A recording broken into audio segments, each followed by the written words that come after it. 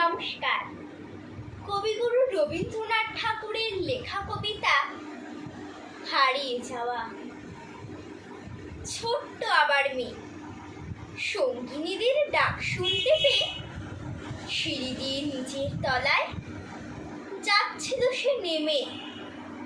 অন্ধকারে ভয়ে ভয়ে থেমে থেমে হাতে ছিল প্রদীপখানি, আঁচল দিয়ে আড়াল করে চলছিল সাবধানী।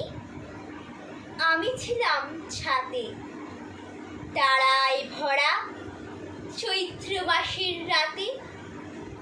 হঠাৎ মেয়ের কান্না শুনে উঠে দেখতে গেলেন ছুটে।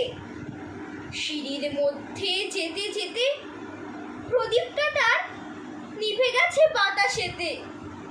সুধাই তারে, কি হয়েছে বামি? সে কেঁদে কয় নিজে থেকে, হারিয়ে গেছি আমি। তারায় ভরা চৈত্র মাসের রাতে ফিরে গিয়ে ছাদে মনে হলো আকাশ পানে চেয়ে আমার বামির মতোই যেন অমনিকে এক মেয়ে। নিলাম পরের আঁচলখানি ঘিরে, দীপশি কাঠি বাঁচিয়ে একা চলছে ধীরে ধীরে। নিভত যদি আলো, যদি হঠাৎ যেত থামি, আকাশ ভরে উঠত কেঁদে, হারিয়ে গেছি আমি। নমস্কার।